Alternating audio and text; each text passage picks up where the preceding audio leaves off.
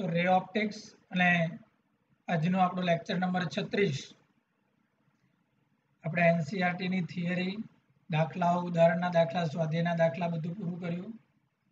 હવે આપણે જેડબલઈ નીટ માટેના એમસીક્યુ ની પૂર્વ તૈયારી માટે દરેક વિદ્યાર્થીઓને પેમ્ફલેટ મળી ચૂક્યું છે. તો આપણે જે એનસીઆરટી ની અંદર થિયરીઓ જોઈ, તમને એમસીક્યુ મળી ચૂક્યા છે, તમે એમસીક્યુ સોલ્વ કરવાની પ્રેક્ટિસ પણ શરૂ કરી દીધી છે.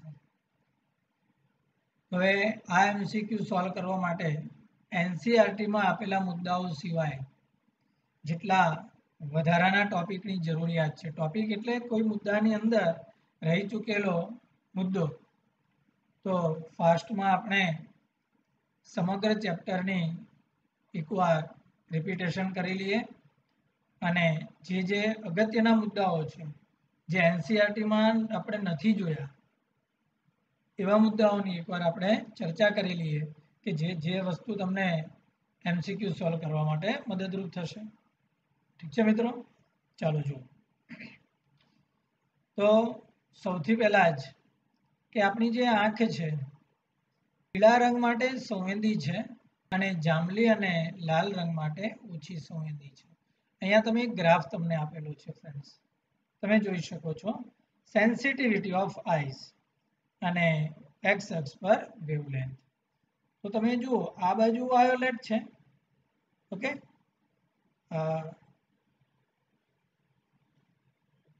લાલ રંગ કરી કાઢીએ.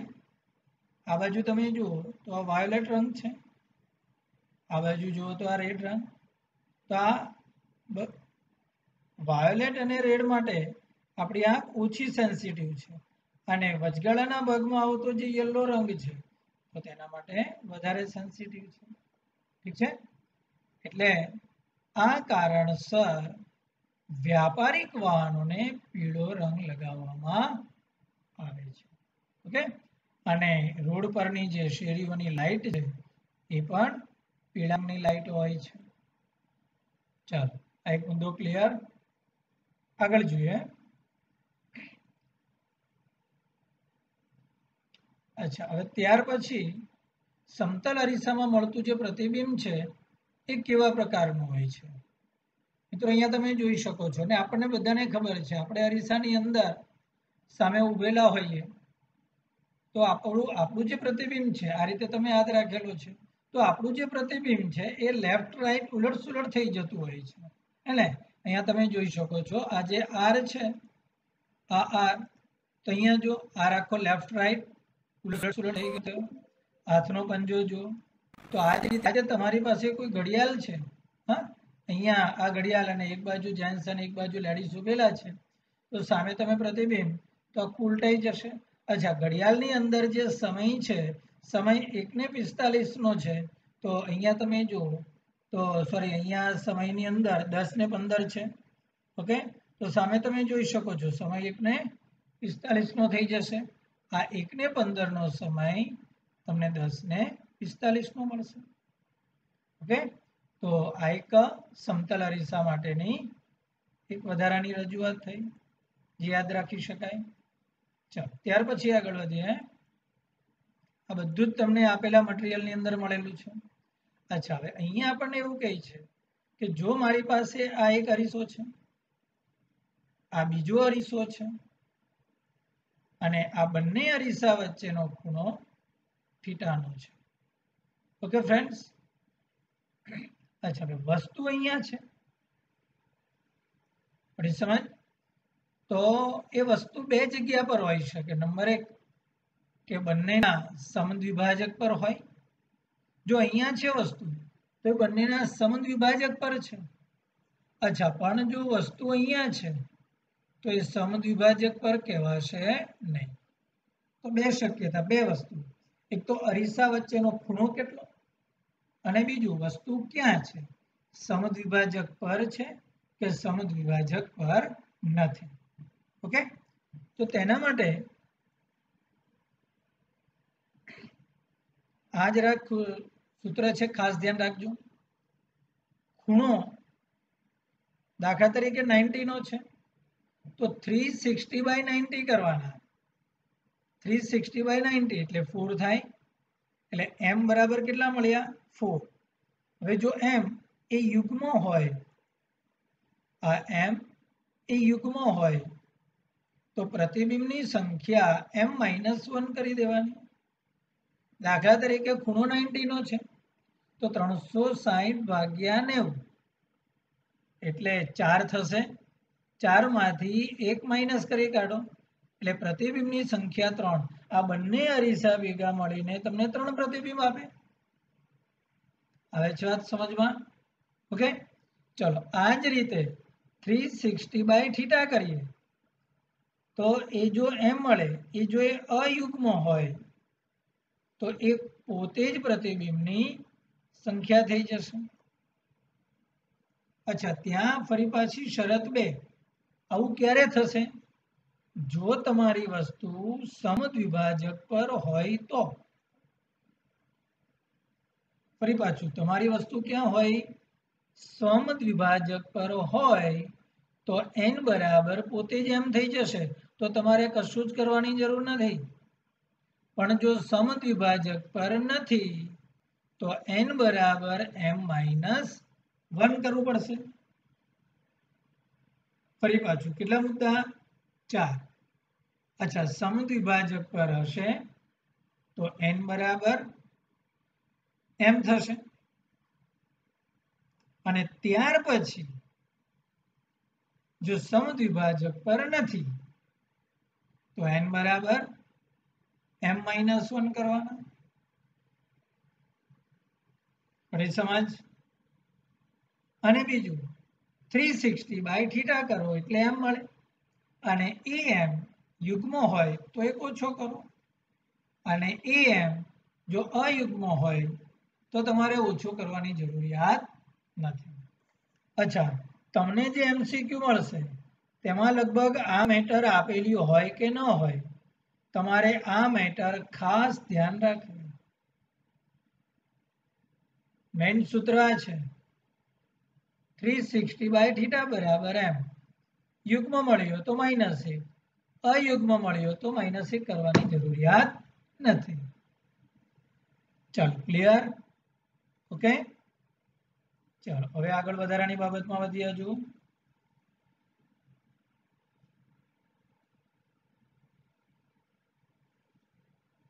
ઓકે, અહીંયા તમે જોઈ શકો છો એક સમતલ અરીસો છે.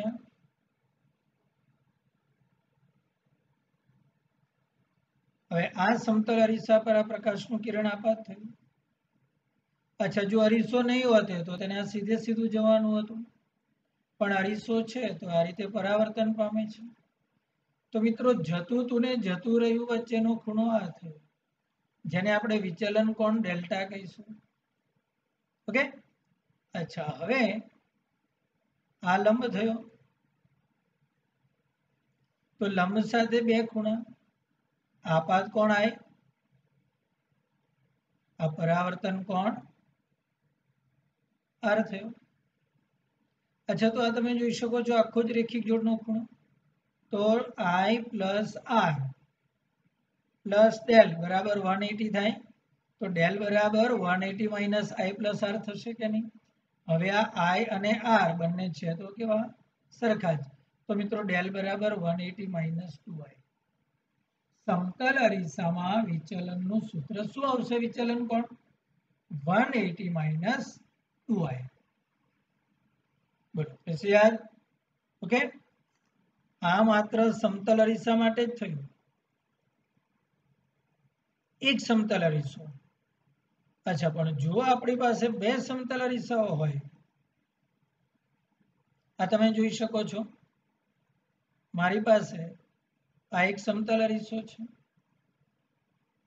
આ બીજો સમતલ અરીસો છે. અહીંયા તમે જુઓ તો પ્રકાશનું કિરણ આ માર્ગે આવ્યું તો જતું હતું આમ,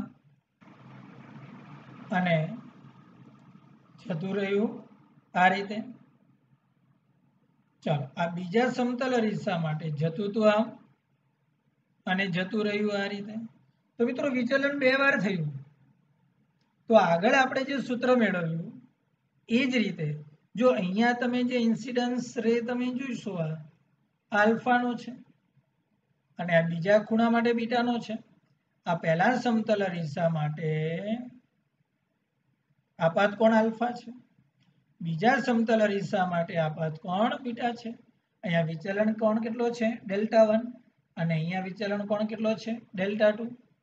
ઓકે, ચાલો તો એના માટે ટોટલ વિચલન કોણ Δ1 પ્લસ Δ2. અચ્છા, તો Δ1 શું આપી શકો 180 માઇનસ આ 2 આલ્ફા. અચ્છા, આના માટે કેટલું આપી શકો 180 માઇનસ 2 બીટા, મતલબ 180 એટલે 360 માઇનસ 2 આલ્ફા પ્લસ બીટા થશે. ઓકે, તો તમે અહીંયા જોઈ શકો છો, જો આ લંબ છે તો આ આલ્ફા હોય તો આ 90 માઇનસ આલ્ફા થાય, આ 90 માઇનસ બીટા થાય, આ 3 3 નો સરવાળો એટલે 180 થાય. તો મિત્રો આના પરથી ક્લિયર છે કે આ થીટા બરાબર આલ્ફા પ્લસ બીટા આ સમીકરણ તમને મળશે. અચ્છા, થીટા એટલે કયો ખૂણો મિત્રો? આ થીટા એટલે બે સમતલ અરીસા વચ્ચેનો ખૂણો. તો તમે આલ્ફા પ્લસ બીટાની જગ્યા પર થીટા મૂકો તો ફાઇનલી સૂત્ર તમને મળશે 360 માઇનસ 2 થીટા. મિત્રો હવે વાત સમજમાં, ડેલ્ટા બરાબર 360 માઇનસ 2 થીટા. અચ્છા, આગળ શું હતું? ડેલ્ટા બરાબર 180 માઇનસ 2 આવ્યું, પણ અહીંયા બે અરીસા થયા તો એ 360 માઇનસ 2 થીટા. ક્લિયર મિત્રો? ચાલો આગળ વધીએ.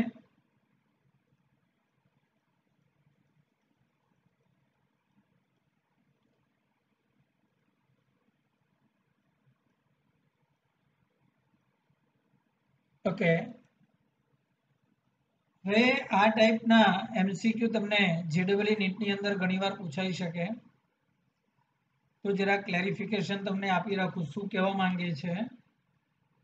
એકચ્યુઅલી મિત્રો આની અંદર એવું છે કે આ એક રૂમ છે, આ એક રૂમ છે અને આ રૂમની અંદર આ એક વ્યક્તિ અહીંયા ઉભેલો છે અને અરીસાની એટલી હાઈટ લેવાની કે વ્યક્તિનું આખું પ્રતિબિંબ અરીસામાં દેખાય. ઓકે, હવે આખું પ્રતિબિંબ અરીસામાં ક્યારે દેખાય? તો તમે જોઈ શકો કે દાખલા તરીકે આ જે વ્યક્તિ છે અહીંથી નીકળતું એક કિરણ, થોડો રંગ બદલી કાઢીએ, આ એક કિરણ પરાવર્તન પામીને અહીંયા જાય અરીસાની ઉપરની સપાટી. ઓકે, એ જ રીતે આ પગનું તળિયું છે તો અહીંથી જઈને અહીંયા જશે. ઓકે, આખી અરીસાની હાઈટ છે. અહીંયા તમે જોઈ શકો આ ખૂણો આલ્ફા, આ ખૂણો બી આલ્ફા, એ જ રીતે આ ખૂણો બીટા અને આ ખૂણો બી શું થશે બીટા. આપણે આ અરીસાની લંબાઈ શોધવાની થાય છે. ક્લિયર મિત્રો? તો અહીંયા તમને જો શું કહે છે, સમરૂપ ત્રિકોણ બે આપ્યા, HNM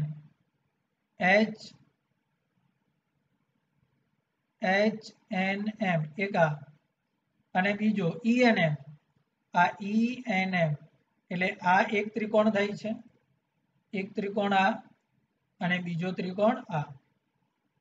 એ બંને ત્રિકોણમાં આ તેનો દ્વિભાજક છે એટલે આ HN બોલો કે NE બોલો બંને સરખા થશે. HN બરાબર NE, આ બંને અંતરો સરખા.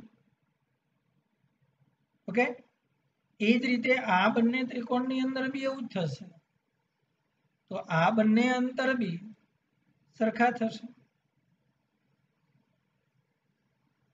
હવે સમજમાં, તો હું EN બરાબર HE/2 કરી શકું. જો આ HE/2 કરું તો મને એની મળશે,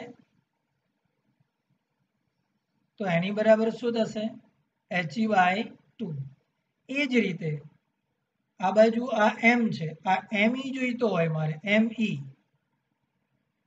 તો આ EL/2 કરી શકું, તો આ EL/2 આખું EL/2 બરાબર ME થશે, અને આ HE/2 બરાબર NE થશે. તો બંનેનો સરવાળો કરીશ મિત્રો, તો અહીંથી અહીંયા સુધીનું અંતર મળ્યું, જે અરીસાની હાઈટ થઈ મિત્રો. ઓકે, તો અહીંથી અહીંયા સુધીનું અંતર એટલે એકવાર આ પ્લસ આ, તો આ કેટલું? તો કે આખું ભાગ્યા 2. એ જ રીતે આ કેટલું? તો કે આખું ભાગ્યા 2. ચાલો આમાંથી હાફ કોમન લઈ લઈશ, તો આ HE પ્લસ EL, તો HE પ્લસ EL બરાબર HL. HL એટલે આખો વ્યક્તિ, એટલે વ્યક્તિની ઊંચાઈ કેટલી? h, એટલે આ થયો h, એટલે h/2 થયો. મિત્રો અરીસાની હાઈટ જો h/2 હોય તો અરીસાની અંદર વ્યક્તિ એ પોતાનું પૂરેપૂરું પ્રતિબિંબ જોઈ શકે. આવી વાત સમજમાં? કેટલું જોઈએ? h/2. ઓકે, આવું એક MCQ અંદર એક એક્સરસાઇઝમાં છે, જાતે ટ્રાય કરજો. અને એમાં એવું કહ્યું છે કે આ અરીસો રૂમની વચ્ચે છે. મિત્રો અરીસો રૂમની વચ્ચે આવે તો થોડીક કેલ્ક્યુલેશન બદલાઈ જશે. ઓકે, ટ્રાય કરજો. ચાલો આ વધારાનું રફકામ અહીંયા હું દૂર કરું છું.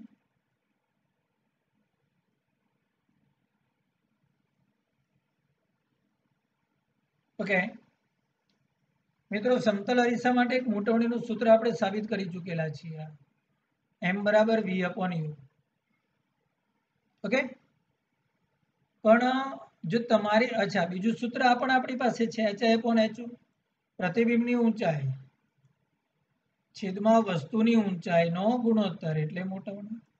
એ જ રીતે પ્રતિબિંબ અંતર v અને વસ્તુ અંતર u એના ગુણોત્તરનું ઋણ નિશાની એટલે પણ મોટવણી. મિત્રો એ સિવાય ગાઉસનું સૂત્ર છે તમારી પાસે. શું હતું ગાઉસનું સૂત્ર? 1/u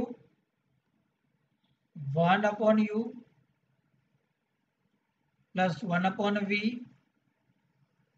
is equal to 1/f. જો મિત્રો આ સમગ્ર સમીકરણને તમે u વડે ભાગો તો તમને એક સૂત્ર આ પણ મળશે, અને જો સમગ્ર સમીકરણને v વડે ભાગશો તો એક સૂત્ર આ પણ મળશે. તો 4 સમીકરણ યાદ રાખજો, દાખલાઓની અંદર કામ લાગશે. પહેલા બે તો આપણી પાસે છે જ મિત્રો, બીજું f/f-u અને ત્રીજું f-v/f. આવું જ સૂત્ર લેન્સ માટે પણ મળશે તમને. લેન્સ માટે જે ગાઉસનું સમીકરણ છે એ ગાઉસના સમીકરણને પણ તમે u વડે ભાગી શકો અને v વડે ભાગી શકો, તો આવા બે સમીકરણ મળશે જે આગળ જતા નોંધની અંદર આવે છે. પણ અત્યારે આપણે આ સૂત્ર પર ફોકસ કરીએ. ફરી પાછું m બરાબર -v/u, m બરાબર hi/ho, ત્રીજું m બરાબર f/f-u અને ચોથું m બરાબર f-v/f. બોલો મિત્રો, આવી વાત સમજમાં? ચાલો આગળ વધીએ.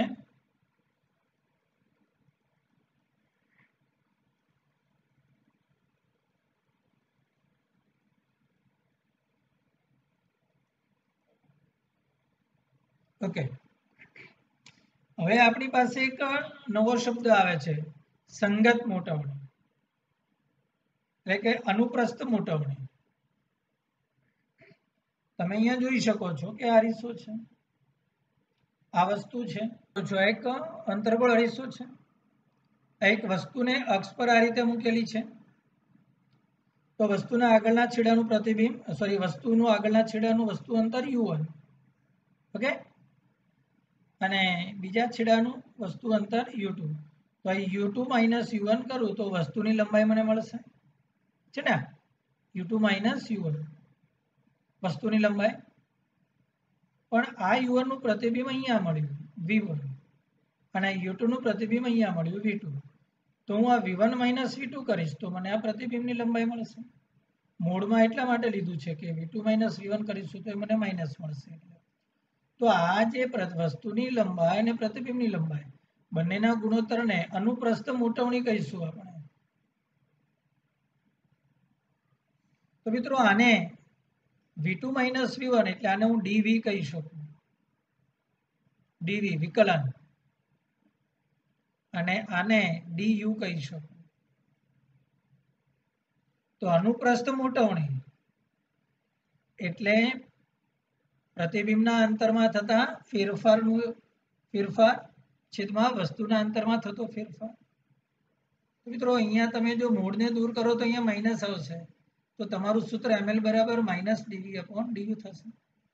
તો તમારી પાસે 1/v પ્લસ 1/u બરાબર 1/f છે. જો હું આનું વિકલન કરીશ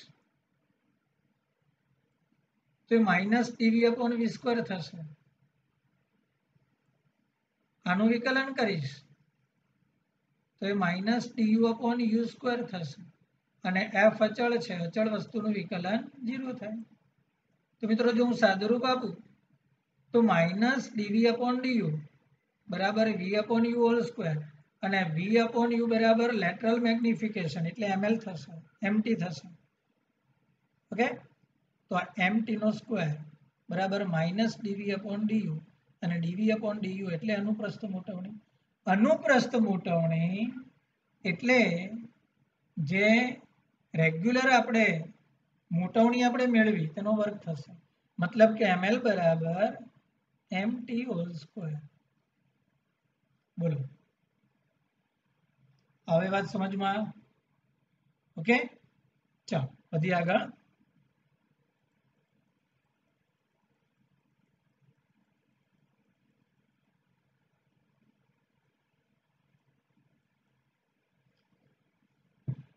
આપણે મિત્રો એક એનસીઈઆરટી માં એક દાખલો આવી ગયો હતો ક્ષેત્રફળ માટે. રેખીય મોટવણી આ સૂત્ર આપણી પાસે છે જ પહેલેથી, hi upon ho. ઓકે,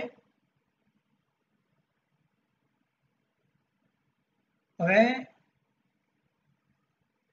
મિત્રો અહીંયા તમે એક વસ્તુ તમે જોઈ શકો, આ ઊંચાઈ ho અને આ પહોળાઈ w છે, આ વિડ્થ હાઈટ, ઠીક છે. અચ્છા, તો આનું જે પ્રતિબિંબ છે આ hi અને આનું પ્રતિબિંબ wi. તો મિત્રો આ સૂત્ર પરથી તમે જોઈ શકો, તમે ho ગુણ્યા m કરશો તો hi મળશે. તો મિત્રો hi કેટલો થશે? ho ગુણ્યા m થયું. તો એ જ રીતે આના માટે wo છે તો આ wi. અચ્છા, આ અંતર બોલો કે આ અંતર બોલો એક જ થશે, તો wi કેટલી થશે? m into wo. ઠીક છે મિત્રો. અચ્છા, તો આનું ક્ષેત્રફળ શું થયું? ho into wo. Clear?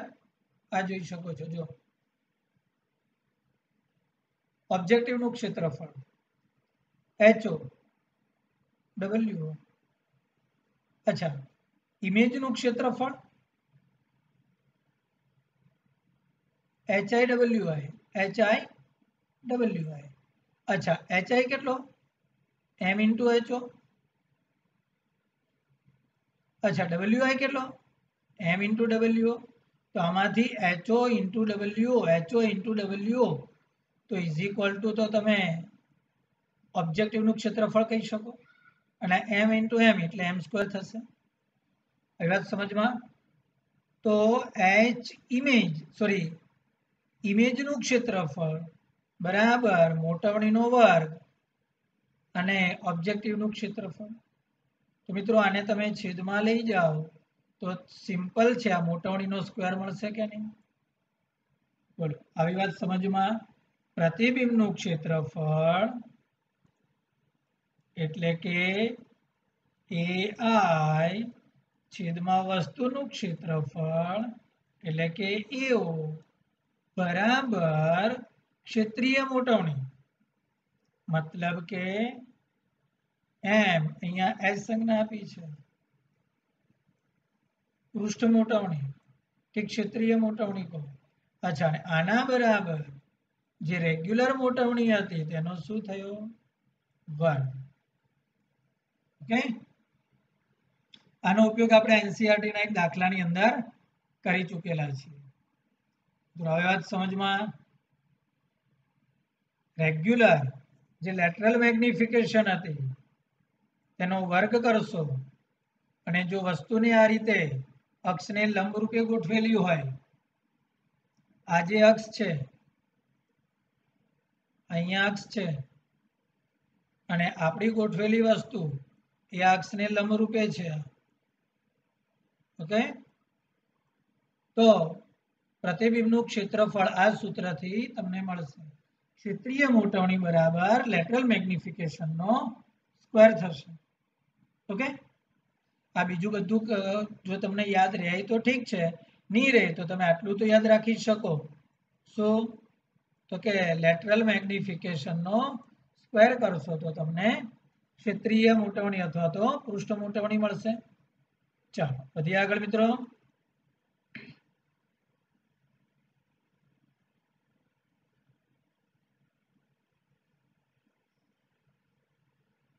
Okay अच्छा हवे ज्यारे आपणुं अवलोकन मित्रों आपणा अवलोकन बे प्रकारना होय छे पातळा माध्यममांथी घट माध्यममां अने बीजुं घट माध्यममांथी पातळा माध्यम अपनी आंख है अहींया जे पातळा माध्यम में छे अने कोई एक वस्तु अहींया छे जे घट माध्यम में छे तो आ वस्तु अपनी आंखने देखाशे कई रीते तो आमांथी प्रकाशनुं किरण आव्युं आ वांकू वळीने आ बाजू गयुं अच्छा आंखने तो आ किरण तमे आ रीते पाछुं लंबावो तो आ ओनु प्रतिबिंब अहींथी तमने मळे आ तो वस्तुनी वास्तविक हाइट आटली छे ओके पण ए हाइट देखाशे आटली हवे वात समजमां आ कई हाइट छे वास्तविक हाइट आ कई हाइट छे आभासी हाइट तो हाइट में फेरफार केटलानो थयो आ एक्स नो तो एक्स નું સૂત્ર કંઈક તમને આ રીતના સૂત્ર દ્વારા મળશે આ યાદ રાખવાનું છે એમસીક્યુ માટે જ્યારે પાતળા માધ્યમમાંથી ઘટ માધ્યમમાં જાઓ ત્યારે વસ્તુની ઊંડાઈમાં થતો ફેરફાર કેટલો થશે તો કે ડી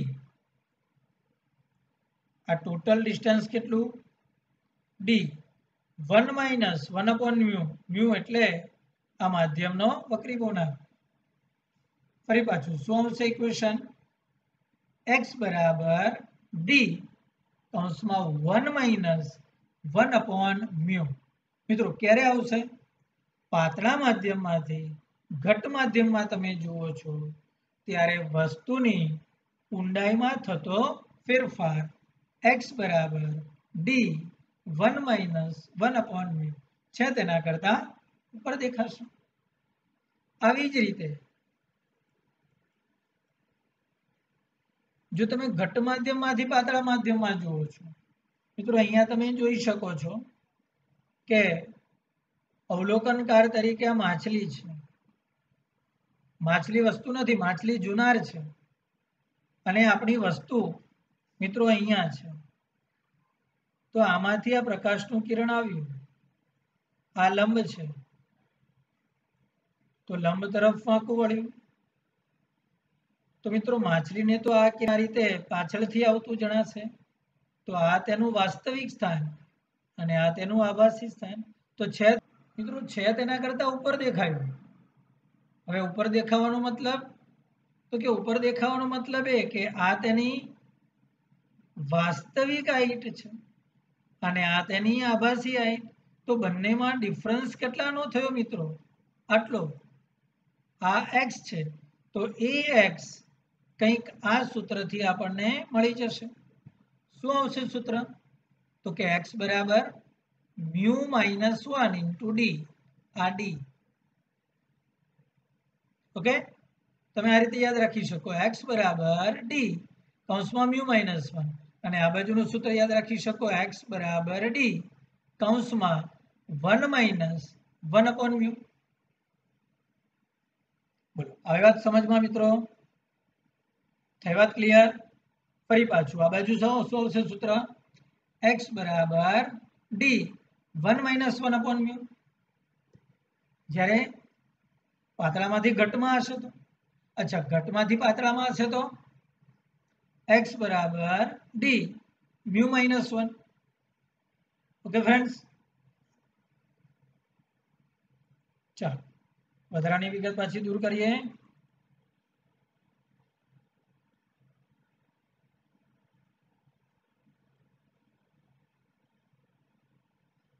ઓકે, હવે લેટરલ શિફ્ટ આપણે જોઈ ચૂકેલા હતા. આ રીતે કોઈ એક કાચનો બ્લોક હોય,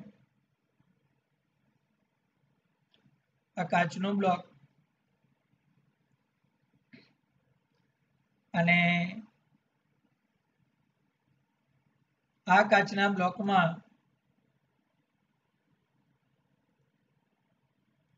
આ પ્રકાશનું કિરણ આપાત થયું.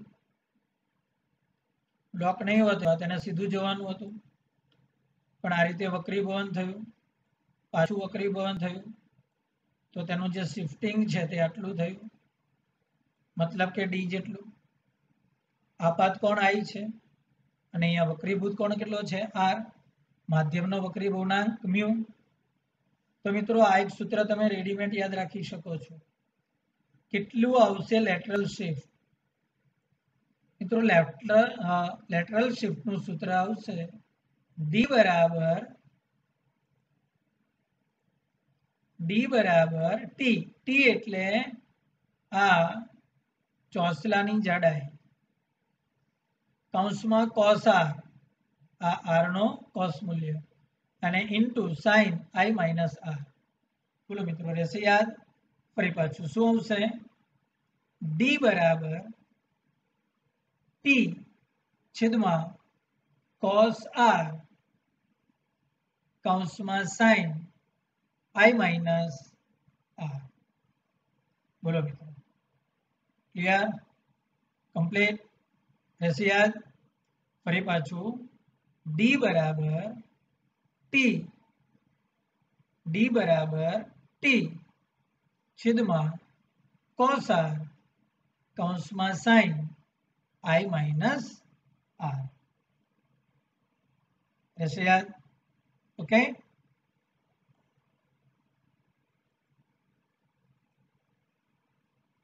ચલો ત્યાર પછી આગળ વધીએ.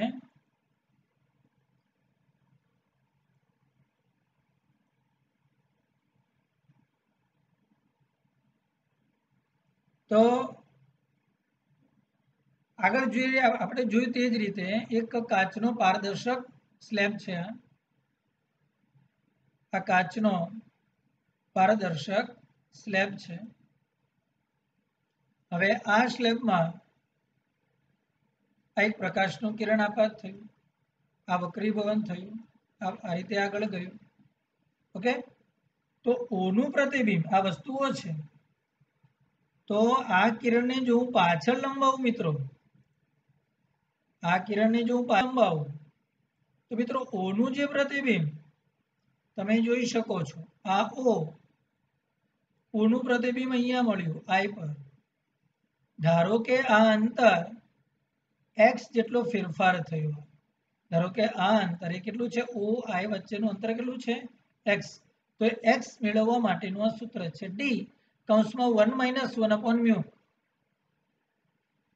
કાચનો સ્લેબ વસ્તુઓ પર છે, પ્રતિબિંબ પાછું ઉપર રિટર્ન આવ્યું, આભાસી પ્રતિબિંબ. તો એ આભાસી પ્રતિબિંબ વસ્તુ અને પ્રતિબિંબ વચ્ચે કેટલાનો ગેપ થયો, કેટલા અંતરનો? જે આ વસ્તુ છે ત્યાં પ્રતિબિંબ તો દેખાણું જ નથી આપણને. સમતલ અરીસામાં આપણે જોઈએ જ્યાં વસ્તુ છે ત્યાં જ દેખાય, અહીંયા એવું નથી થયું. તો એ જે ડિસ્ટન્સ છે એ કેટલાનું થયું? તો કે x બરાબર ડી કૌંસમાં 1 - 1 અપોન મ્યુ. ઓકે મિત્રો, રહેશે યાદ?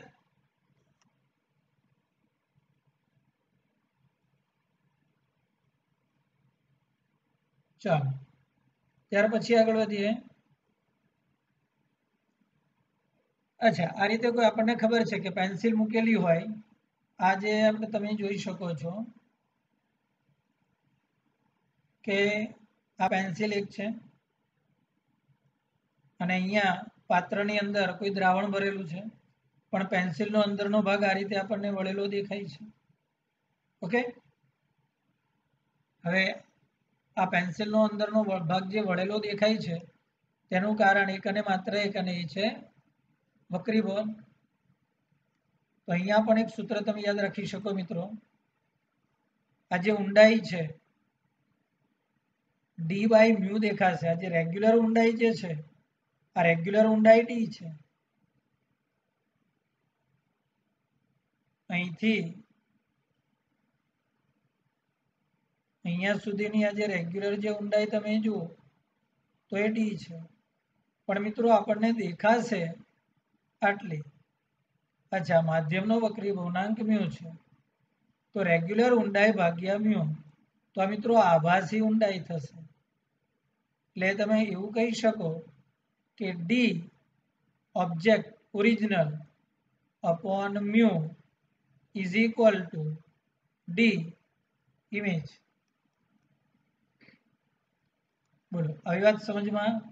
ઓકે, આ બધું MCQ ની અંદર યાદ રાખવું પડશે, તો જ તમે ડાયરેક્ટ સૂત્ર વાપરી શકો. સૂત્ર યાદ રાખવા જરૂરી નથી, પણ સૂત્રને તેની કન્ડિશન સાથે યાદ રાખવા જરૂરી છે. અચ્છા મિત્રો, મેં તમને હમણાં જ વાત કરેલી હતી લેન્સ માટેનું ગાઉસનું સૂત્ર યાદ કરો. અરીસા માટે મોટવણીના જે રીતે આપણને સૂત્ર મળેલા હતા, f upon f minus u, યાદ આવ્યું કઈ? અચ્છા, એ જ રીતે અરીસાનું સૂત્ર 1 upon v minus 1 upon u બરાબર 1 upon f. જો મિત્રો તમે આ સૂત્રને બંને બાજુથી તમે u વડે ગુણી કાઢો, એટલે અહીંયા બી u વડે ગુણો, અહીંયા બી u વડે અને અહીંયા બી u વડે, અને મિત્રો સાદુરૂપ આપશો તો એક આ સૂત્ર મળશે, m બરાબર f upon f plus u. અરીસામાં આવું સૂત્ર મળતું હતું અને એ હતું m બરાબર f upon f minus u. ઠીક છે મિત્રો? એ જ રીતે જો તમે આ સમીકરણને બંને બાજુ u વડે ગુણી કાઢશો,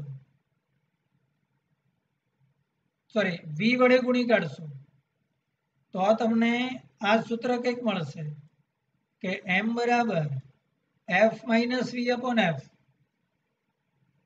તો ફાઇનલી તમને મોટવણીનું સૂત્ર કંઈક આ રીતે થશે, m બરાબર તો કે v upon u, બીજું m બરાબર તો કે f upon f plus u, અને ત્રીજું m બરાબર f minus v upon f. Clear મિત્રો? વધી આગળ? ઓકે,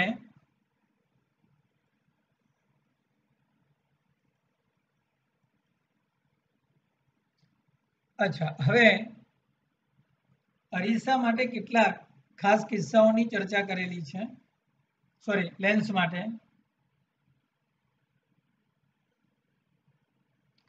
અહીંયા તમે જોઈ શકો આ પહેલા કિસ્સામાં હવામાં મૂકેલા બહિર્ગોળ લેન્સની કેન્દ્ર લંબાઈ સિમ્પલ છે, 1 upon f બરાબર મ્યુ માઇનસ 1.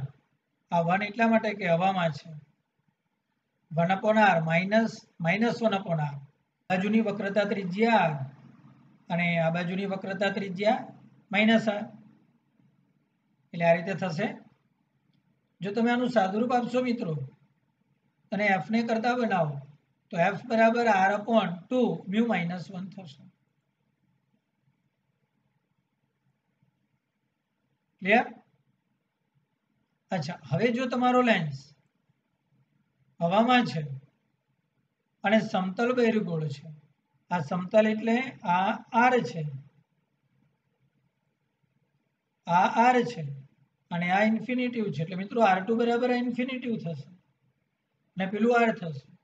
તો મિત્રો સાદુરૂપ તમે આપશો તો સૂત્ર કંઈક આ રીતે મળશે કે F બરાબર R upon મ્યુ માઇનસ 1. આના કરતા ડબલ થઈ ગઈ.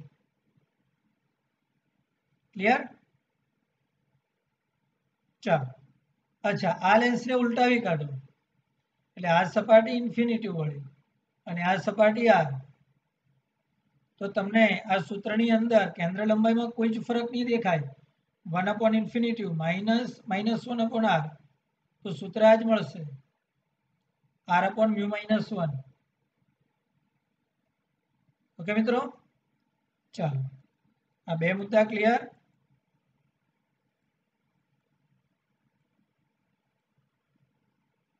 ત્યાર પછી આ તમે જોઈ શકો છો કે આ દ્વિબહિર્ગોળ લેન્સ છે, તેના અહીંથી બે ટુકડા કર્યા આ રીતે. ઓકે, AB વડે સરખા ભાગમાં કાપવામાં આવે ત્યારે દરેક ભાગની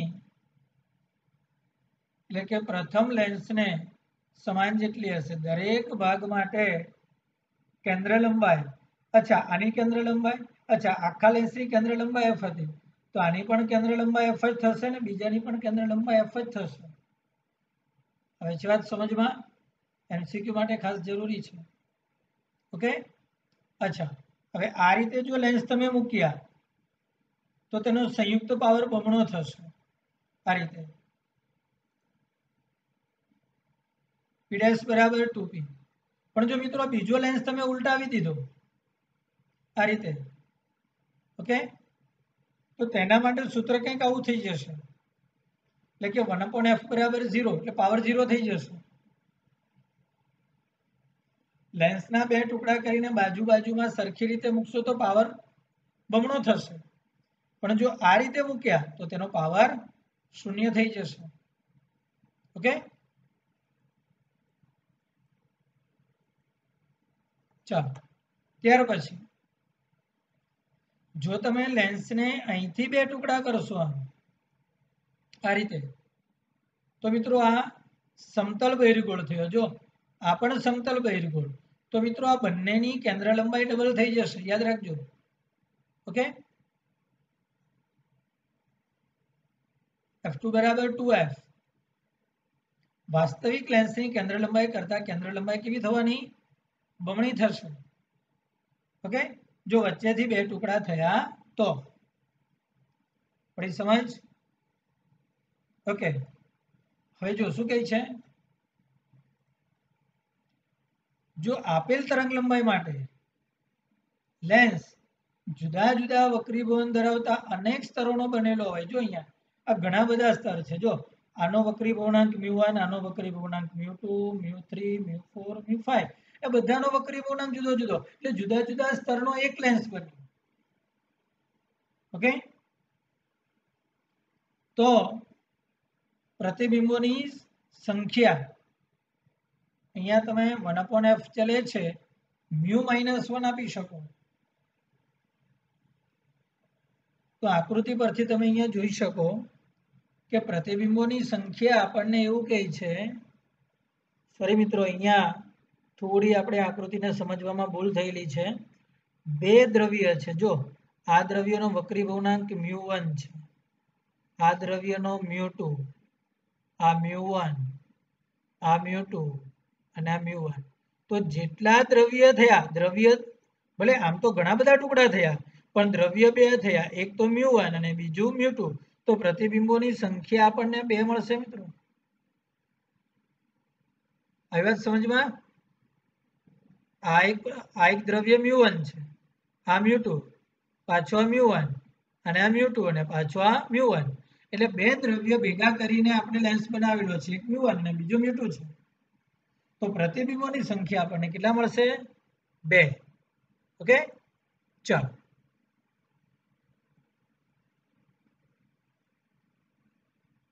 ઓકે. કાચની કેન્દ્ર લંબાઈ તરંગ લંબાઈ પર આધાર રાખે છે. આ જે લેન્સ છે આપણને ખબર છે આ એક આપણી પાસે લેન્સ છે, આ સફેદ પ્રકાશનું કિરણ આપાત થયું, ઓકે, તો સફેદમાંથી અહીંથી જે પ્રકાશના જે કિરણ બહાર નીકળશે ને મિત્રો, 7 રંગના કિરણો બહાર નીકળશે, એમાંથી મેક્સિમમ દૂર રેડ રંગ જશે અને મેક્સિમમ નજીક મિનિમમ વાયોલેટ, બાકીના 7 અંદર હાજર છે હે ને, એટલે વધારેમાં વધારે વિચલન કોનું થશે? વાયોલેટનું, અને ઓછામાં ઓછું વિચલન રેડનું, એટલે દૂર ફોકસિંગ કોનું થશે? રેડનું, અને નજીક ફોકસિંગ કોનું થશે? વાયોલેટનું. એ જ રીતે અંતર્ગોળ માટે જોઈ શકો છો તમે, ઓકે. તો શું કહે છે? રેડની કેન્દ્ર લંબાઈ વધારે થઈ ગઈ છે અને વાયોલેટની કેન્દ્ર લંબાઈ ઓછી, એટલે શું કહે આપણને? F of R is greater than F of V, બરાબર, ઓકે.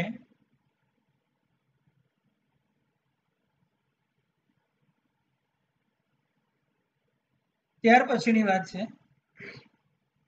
હવે જો લેન્સના અડધા ભાગમાં કાળો કાગળ ઢાંકી દેવામાં આવે, આ લેન્સ છે, આટલા ભાગમાં કાળો કાગળ ઢાંકી દેવામાં આવે, તો મિત્રો બે વસ્તુ યાદ રાખજો. નંબર 1, તીવ્રતા ઘટશે. પ્રતિબિંબ છે ને એ આખો લેન્સ હતો, તેની સરખામણીમાં અડધા લેન્સમાં તીવ્રતા ઘટી જશે, પણ પ્રતિબિંબ તો પૂરેપૂરું જ રચાયેલું દેખાશે, એમાં કોઈ ફરક પડવાનો નથી. વાત ક્લિયર? ચાલો, ત્યાર પછી સૂર્ય ચશ્માઓ. મિત્રો આપણે સનગ્લાસીસ પહેરીએ છીએ, મિત્રો સૂર્ય ચશ્માઓમાં કેવું હોય છે? આ જે લેન્સ છે ને, બંને બાજુની વક્રતા ત્રિજ્યા એક જ બાજુ વળેલી છે, જો હે ને, એટલે R1 અને R2 એ R1 બરાબર પણ R અને R2 બરાબર પણ R, એટલે આપણી પાસે જે લેન્સ મેકર્સ ફોર્મ્યુલા હતું ને, એમાં 1/r - 1/r એટલે આ 0, એટલે 1/f બરાબર 0 થઈ ગયો, ઓકે. એટલે f કેવો થઈ ગયો? ઇન્ફિનિટી, એટલે પાવર 0 થઈ ગયો, એટલે સૂર્ય ચશ્માઓનો પાવર હોતો નથી, એટલે સૂર્ય ચશ્માઓની અંદર પ્રતિબિંબ જે હોય તેનું ને ત્યાં જ મળે છે. સામાન્ય ચશ્માઓની અંદર પ્રતિબિંબમાં કોઈ જ ફેરફાર થતો નથી. બોલો મિત્રો, આવી વાત સમજમાં ક્લિયર? ઓકે, ચાલો ત્યાર પછી આગળ વધીએ. તો અહીંયા તમે જોઈ શકો છો આ લેન્સ છે, આ લેન્સને કોઈ માધ્યમમાં મૂકેલા છે, ઓકે. અચ્છા, લેન્સને એવા માધ્યમમાં મૂકો કે માધ્યમનો વક્રીભવનાંક લેન્સના વક્રીભવનાંક કરતા ઓછો હોય. આ લેન્સ છે અને માધ્યમ છે, આ માધ્યમનો વક્રીભવનાંક આ લેન્સના વક્રીભવનાંક કરતા કેવો છે? ઓછો છે. ક્લિયર મિત્રો? અચ્છા, તો શું થશે? તો આપણો જે લેન્સ છે એ બહિર્ગોળ લેન્સ અને અંતર્ગોળ હશે તો અંતર્ગોળ લેન્સ તરીકે વર્તશે, ઓકે. અચ્છા, બીજો મુદ્દો, જો માધ્યમનો વક્રીભવનાંક અને લેન્સનો વક્રીભવનાંક બંને સરખો હોય તો પ્રકાશનું કિરણ બિલકુલ વક્રીભૂત નહીં થાય, સીધે સીધું જતું રહેશે, એટલે સંયુક્ત લેન્સનો પાવર 0 થઈ જશે. આમાં આપણું લેન્સ બહિર્ગોળ હશે તો બહિર્ગોળ તરીકે વર્તશે, અંતર્ગોળ હશે તો અંતર્ગોળ તરીકે વર્તશે, ઓકે. જ્યારે આમાં લેન્સ જેવું હશે જ નહીં, પાવર 0 મળશે. અને ત્રીજો કિસ્સો, જો તમે લેન્સને એવા માધ્યમમાં મૂકશો કે માધ્યમનો વક્રીભવનાંક એ લેન્સના વક્રીભવનાંક કરતા વધારે હશે, મિત્રો લેન્સને એવા માધ્યમમાં મૂકશો કે જેમાં માધ્યમનો વક્રીભવનાંક લેન્સના વક્રીભવનાંક કરતા વધારે હશે, તો મિત્રો આ જે બહિર્ગોળ લેન્સ છે તેમાં પ્રકાશના કિરણો, આ જે કિરણ છે એ આ રીતે વક્રીભૂત થશે, એટલે તેનું આભાસી પ્રતિબિંબ પાછળ મળશે, મતલબ કે અંતર્ગોળ તરીકે વર્તશે, અને આ જે અંતર્ગોળ છે એ બહિર્ગોળ તરીકે વર્તશે. ફરી પાછું, વધારે વક્રીભવનાંક વાળા માધ્યમમાં જો તમે મૂકશો તો શું થશે? બહિર્ગોળ લેન્સ અંતર્ગોળ લેન્સ તરીકે વર્તશે અને અંતર્ગોળ લેન્સ બહિર્ગોળ લેન્સ તરીકે વર્તશે. આવી વાત સમજમાં મિત્રો? ક્લિયર? ઠીક છે. તો મિત્રો આજે આપણે સમજૂતી મેળવવાની હતી એટલે બે લેક્ચર જુદા નથી કર્યા કેમ કે આપણો જે ટોપિક હતો એ કન્ટિન્યુ વણાયેલો હતો. તો અરીસા અને લેન્સનો ટોપિક JEE નીટ માટે આપણે અહીંયા પૂરો કર્યો. હવે આગળ બીજા લેક્ચર એટલે કે લેક્ચર નંબર 37 ની અંદર જોઈશું. આજના 36 નંબરના લેક્ચરની અંદર અહીંયા સુધીનું રાખીએ. ઓકે, બાકીના લેક્ચર માટે પછી મળીશું.